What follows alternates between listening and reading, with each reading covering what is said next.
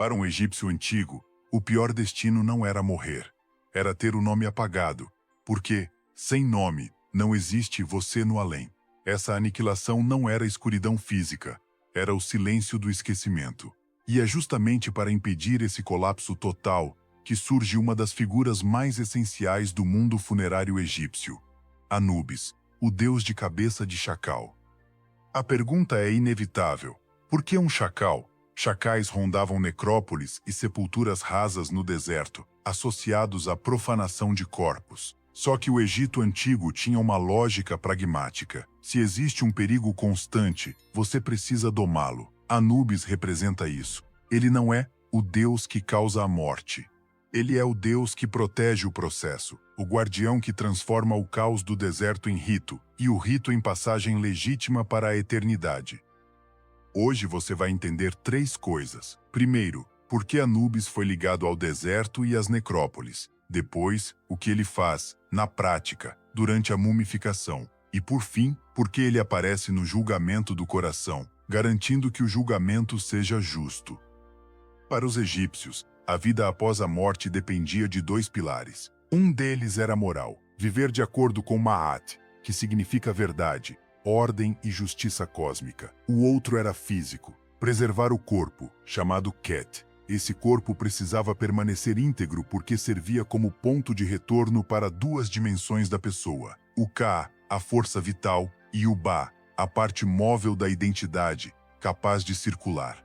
Sem um corpo preservado, Ka e Ba não se reúnem, e a existência no além fica comprometida. É aqui que entra o deserto, o Deshret, a Terra Vermelha. Ele era visto como território de caos e morte. Um corpo abandonado ali seria destruído pelo calor, pela decomposição e por animais. O primeiro papel de Anubis é garantir que o morto não seja devolvido à desordem.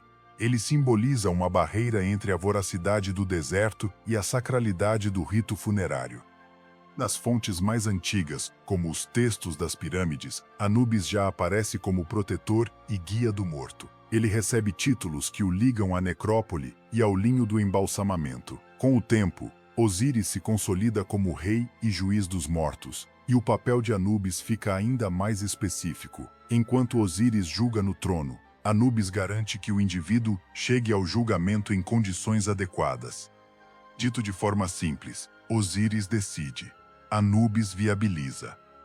Por isso, dá para entender a atuação de Anubis em 3 momentos. Primeiro, tirar o morto do caos do deserto e colocá-lo sob proteção ritual. Depois, transformar o corpo pela mumificação. E, por fim, conduzir e supervisionar a entrada no julgamento. O começo dessa transformação é uma passagem da desordem para a ordem. O corpo é levado para locais de purificação e embalsamamento. Ele passa por lavagem ritual e segue para a câmara onde será preparado. A mumificação completa costuma ser descrita como um processo de cerca de 70 dias. Existem interpretações modernas que tentam ligar esse número a ciclos astronômicos, como o de Sírius, mas o ponto essencial é outro. Era um período padronizado, ritualmente carregado, entendido como uma transformação completa.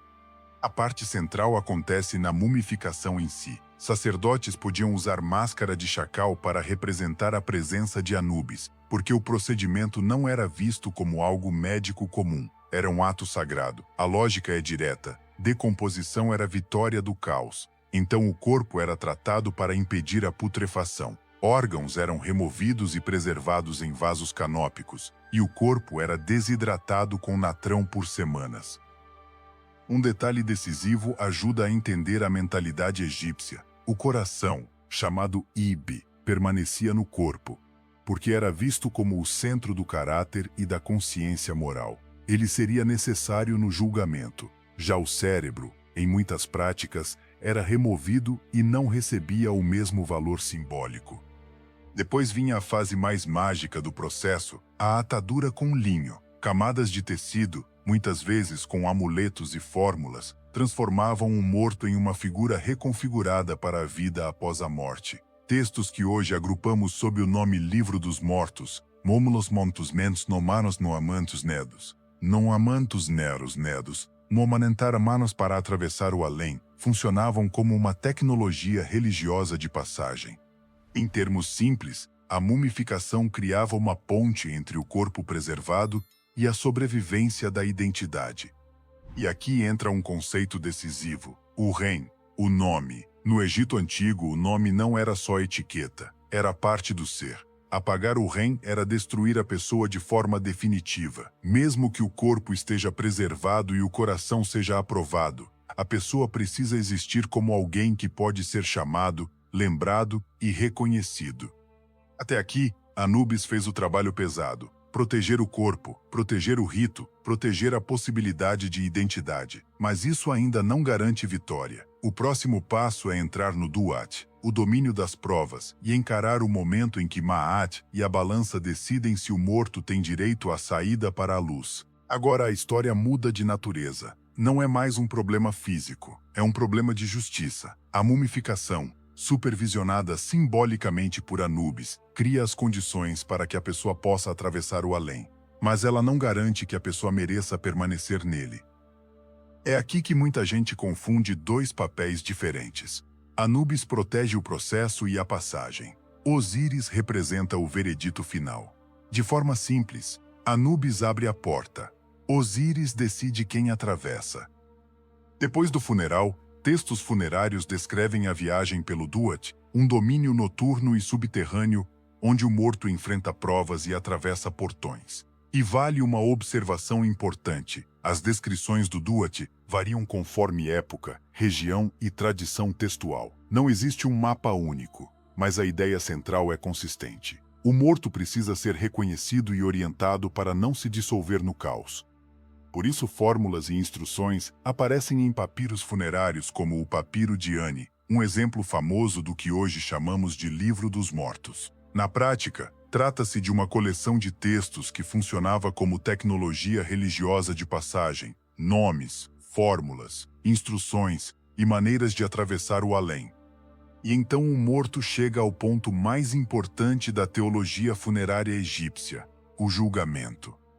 O julgamento acontece no chamado Salão das Duas Verdades. No centro da cena está a balança. De um lado, o coração, o Ibe, entendido como sede do caráter e da memória moral. Do outro lado, a pena de Maat, símbolo de verdade, equilíbrio e justiça.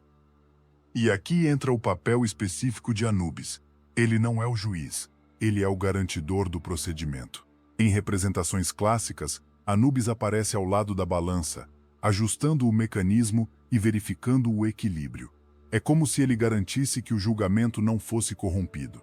Antes de um veredito, o processo precisa ser justo. Em muitas imagens, outra figura reforça esse caráter registral do julgamento.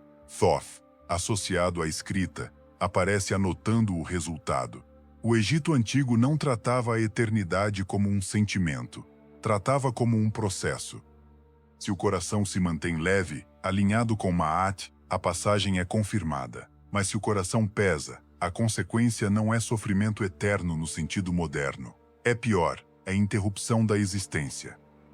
Ao lado da balança está Amit, a devoradora. Ela não é um carrasco que tortura, ela é uma solução final. Uma criatura híbrida que representa o destino do coração pesado. A destruição do direito de continuar existindo. Essa diferença é essencial para entender o medo egípcio. O terror maior não é ir para um inferno. O terror maior é não continuar. É a perda definitiva de lugar na ordem do cosmos.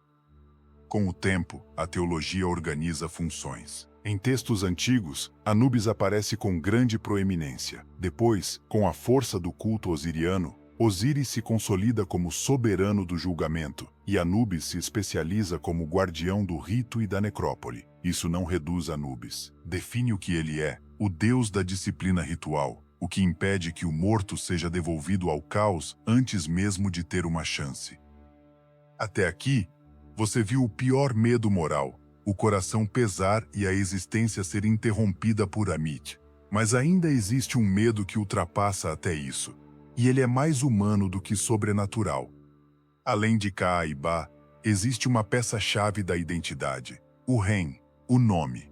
No Egito Antigo, o nome não era só um rótulo, era parte da pessoa. Ser lembrado, ser pronunciado e ser escrito sustentava a continuidade da existência. Por isso, apagar um nome era uma violência extrema. Em conflitos políticos e religiosos, existiram tentativas de remover nomes e imagens de monumentos e registros para destruir a presença pública e simbólica de alguém. Dentro da lógica egípcia, isso podia virar morte existencial. Se ninguém pode nomear você, você perde um eixo do que mantém a pessoa reconhecível. A ideia é brutal. Sem nome, não há identidade estável. E sem identidade, todo o resto perde sentido. Não é só não ser lembrado. É não ter como ser chamado de volta à existência.